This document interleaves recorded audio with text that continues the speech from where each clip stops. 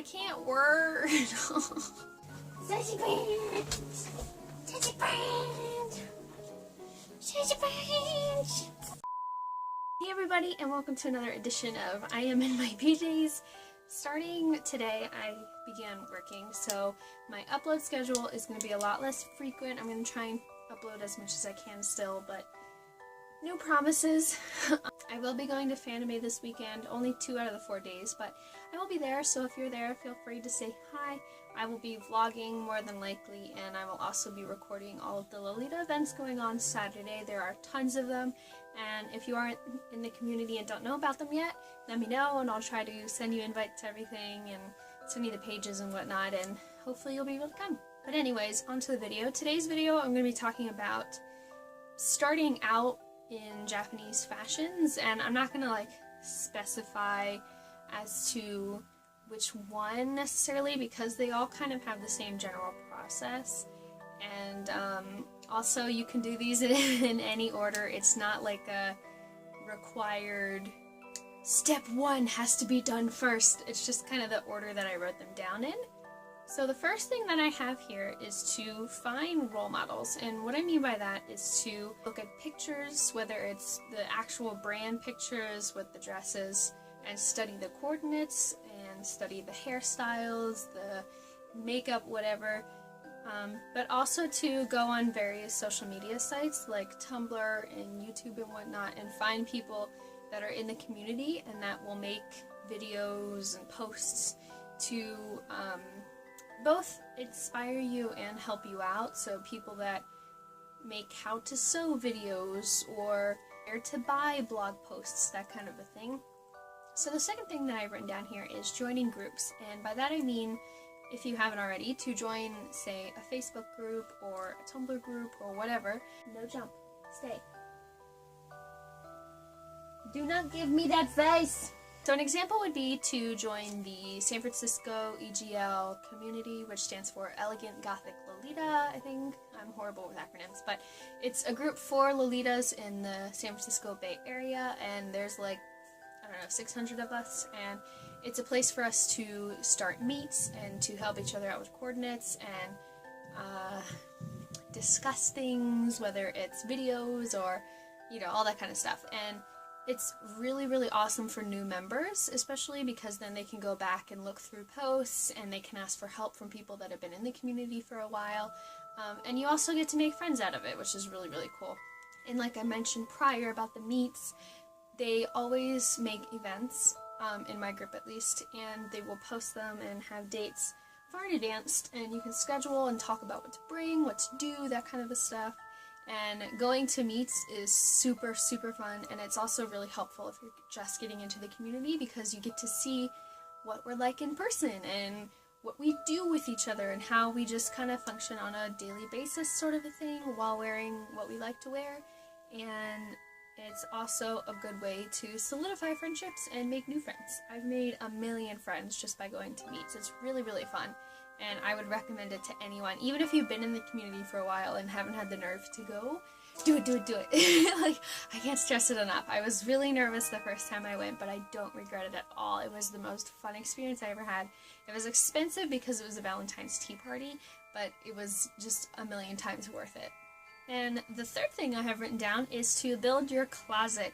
So a really good way of starting out is to buy one piece that is kind of a universal print, if that makes sense. Print isn't really the word I'm looking for, but it is like midnight and I'm tired. So what I mean is get a solid color piece, or something that doesn't have a lot going on, that can be matched with many different things. So a red dress or a pink skirt or something that's very simple and that's going to be easily worn casually, elegantly, whatever.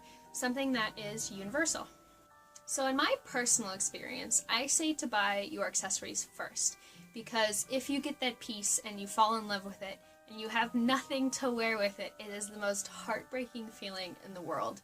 When I first started Lolita, I bought a dress and I had nothing that went with it, and I couldn't wear it because I wasn't happy with anything that I owned that would go with it.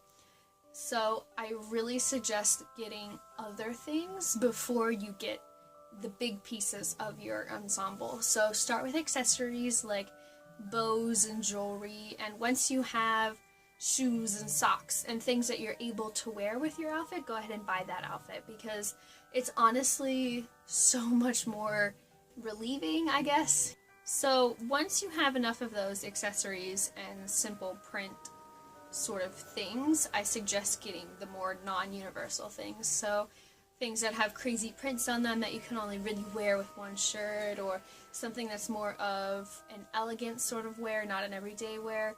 Only when you have all the other stuff, I suggest getting those, because again, having something that you can't wear that often is really heartbreaking when you're just starting out. So starting out with something that's more like a flat rate sort of thing is a lot better.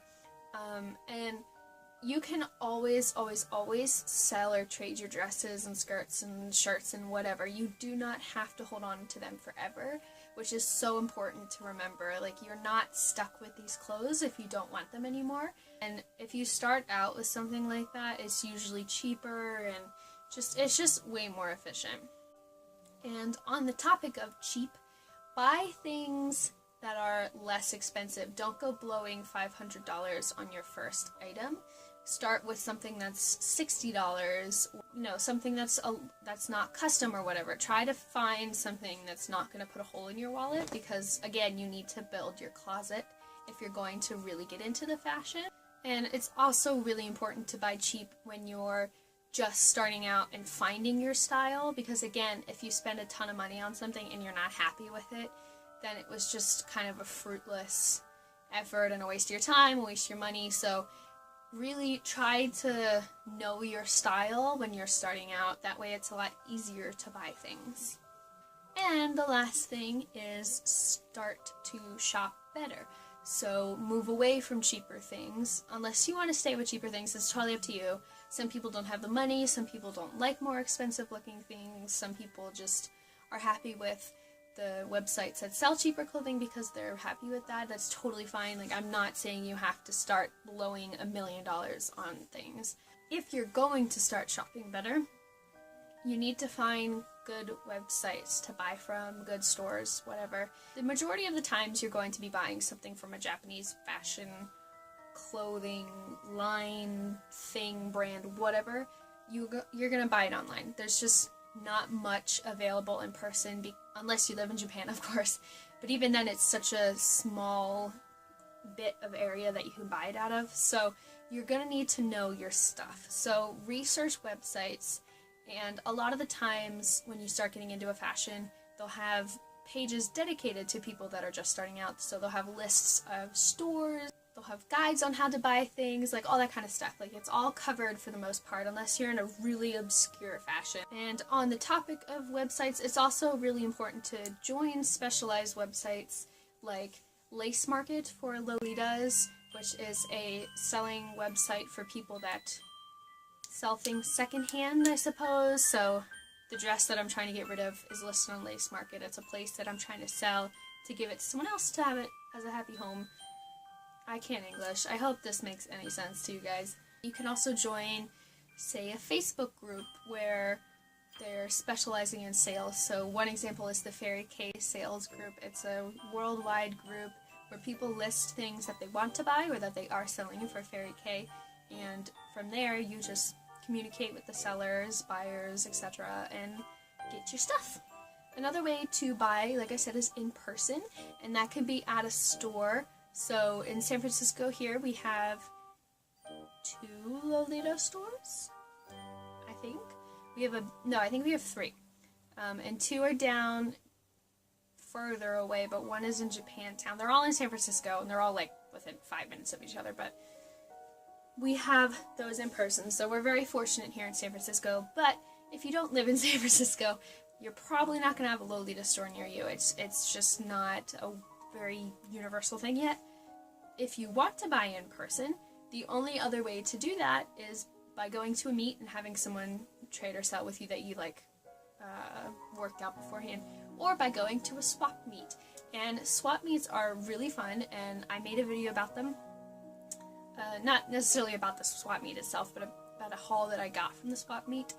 And they are basically an organized event where people in your community will come sell things secondhand, and it's a really, really good way to buy stuff that you might not be able to get because it's not sold at that store anymore, or or the sizings that they have are custom, or they're bigger, because a lot of the times Lolita's stores will have stuff that's smaller on hand, which is very frustrating. And at swap meets, since you're buying from a person and at a store, you're a lot of the times able to do something called a payment plan or a trade. And a trade is pretty self-explanatory. So say you have a $300 dress that you're buying and you're selling a $150 dress. So you pay the difference, or maybe you have a necklace and other things that add up to the total, so you just trade and then, you know, everything's good. Or you can do a payment plan, and a payment plan is where you do, say, $20 a month or $100 a month, depending on how much you can afford and how much the person's willing to give. And then, of course, you can just pay it outright. And a lot of the times people do this through those little card readers that you plug into your phone, or they do it through PayPal, or, you know, any of that kind of stuff, cash, whatever. And that's a really fun way to get stuff that you know you're gonna love because you're seeing it in person, and a lot of the times they'll let you try it on. Like, people are really cool about it. They'll tell you all about where they got it, and you can see if they're lying or not. You get to see the condition firsthand. It's personally my favorite way to buy things. And then the last thing about buying that I could think of, at least, is to buy during specials or periods that give you discounts. So holidays are a really good time to buy because there's always going to be sales, like Christmas. But also, it depends on what country you're buying in. If you're buying in China or Korea or whatever, you're going to have their New Year's, you're going to have their holidays, and all of that stuff. They usually will always have promotions going on. And a lot of the times, because the stores are having a smaller buying base, when you're buying from a website that specializes in Asian fashion, beauty supplies, etc., the buyer base is smaller than if you were to buy from something that is like a Western brand. So H&M, Forever 21, whatever, they're worldwide brands that everyone buys from, everyone knows about, kind of a thing. Like, they're all over the place, they have stores all over the place, that kind of thing. So they're much bigger. Sassy pants! They're much bigger than if you were to buy from, I don't know, Minky Shop or Pinky Paradise or whatever. So they're also going to have random discounts and promotions because they need to make money, and if they're not making any money, they need to coax you in by giving you 25% off or whatever. And if you buy from them frequently, they'll send you things. They'll send you offers, they'll send you discount codes, whatever. Sometimes they have contests you can enter, whether it's them giving you stuff for free, whether it's you send in like a drawing or you put it into a lottery sort of a thing. It's always going to be different for whatever the occasion. And sometimes they'll have sponsors, which are people they sponsor. I don't really know which way it goes English. But people that are well known in the community that will say, hey, I just got this skirt for $19 and it's originally priced $30. Use my discount code and you can get it too. And those kind of people will always have discounts for the most part. And sometimes they'll even be given things to give away, or maybe they just do it on their own accord, like maybe it's their birthday or whatever. So people will always have giveaways as well, so you can follow that kind of stuff. And I think that's pretty much it. I can't really think of anything else. If I missed anything, I'll do a part 2 or write it somewhere on the video or whatever. But hopefully, sassy pants, sir. So hopefully that helped you a little bit, and if it didn't, I'm sorry. But if you want more information, say you're starting out Lolita and you want to know more about Lolita, let me know in the description and I can send you some links. I can hook you up with groups or whatever. It's just too broad a category, Japanese fashion that is, to just list everything. Sassy pants! I was new and I had no one except for my friend, and it was really hard. I didn't know that I didn't know that the internet group-wise existed, so I really, really want to help people out, and I don't want you to feel alone in this adventure of fashion. So, yeah, people in the world will help you. We are here to be friendly and love you. So, yeah. Hopefully, I'll see you. I guess I won't see you this weekend. You'll see my videos this weekend, but they'll probably be out Monday or Tuesday. They probably won't be out right away. So, yeah, I hope you guys enjoyed, and I hope you guys will come back again. Yes? Alright,